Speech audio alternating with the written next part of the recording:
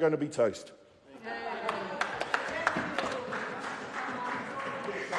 Todd Barclay. Thank you very much, Mr Speaker. It's a pleasure to pick up on a point just raised by the former member about battlers. And I thought it was a bit rich for the opposition to be talking about the Maori Party not supporting battlers in the Maori community when the real battlers are sitting right over the other side of the House, Mr Speaker. I want to acknowledge the Maori Party, Te Aroha Flavel, particular for the work that he does in his economic development roles, right across the country actually.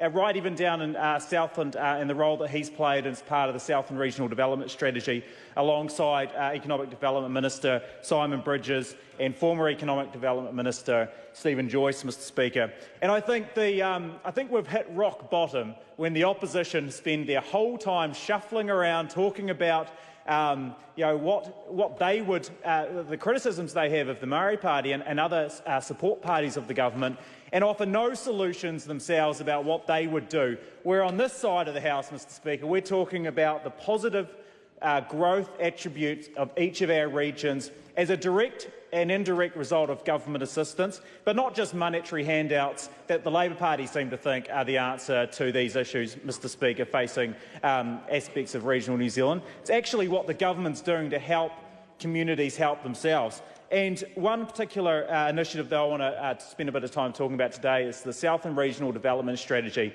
which was one of the major regional growth plans that was announced by Stephen Joyce at the end of last year in Te Aroha Flavel and Nathan Guy. And what they were talking about was actually the contribution that the the region of Southland has done themselves to try and look at what we do well, what we could do better, what our opportunities into the future are to diversify our economy, and what role the government can play. So quite uniquely, a bunch of about 90 Southland business people got together and developed 9 streams of priorities for what Southland's growth priorities should look like over the next decade. The overarching goal is to grow our population by 10,000 people, Mr Speaker, and to diversify and strengthen our already existing regional development initiatives. And what the government did was come along and said, this is fantastic, you guys are doing a really good job, how can we help, is there anything we can do to assist you?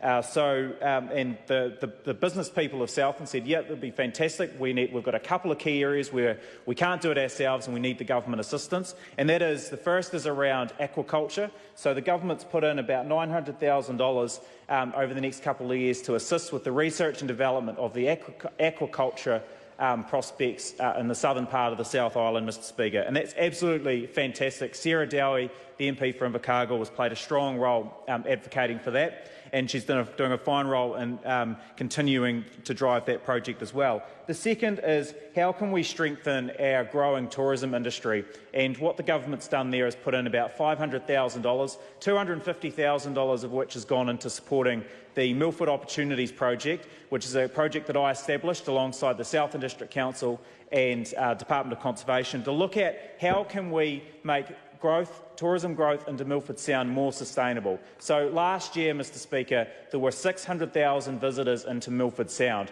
95 buses on average a day, not to mention the hundreds if not thousands of free and independent travellers going in and out of Milford to visit the picturesque scenery there. How can we keep that picturesque scenery the way it is for future generations to come and future generations of visitors? So there's a lot of work going on to preserve that and to manage the sustainable growth into Milford Sound. The third area, and I want to acknowledge Penny Simmons, who's the Chief Executive Officer of Southern Institute of Technology, is how can we continue to grow our international education? So Southern Institute of Technology is quite unique in the respect that the average age of their students is much older than many of our other international student providers across the country, usually in their late 20s, early 30s. The unique characteristic is, Mr Speaker, is that they don't just come themselves to study, they usually bring a partner who provides opportunities of employment in the district, and also children who are supporting the role growth in our students in our schools, Mr Speaker. So a couple of those attributes that the government's decided to focus on supporting Southland grow and develop as part of their growth study is going to pay off, and it's going to have strong dividends. And it's down to the vision and the tenacity and the perseverance of a large number of Southland business people in support of this government, Mr Speaker. So thank you very much. Gareth Hughes.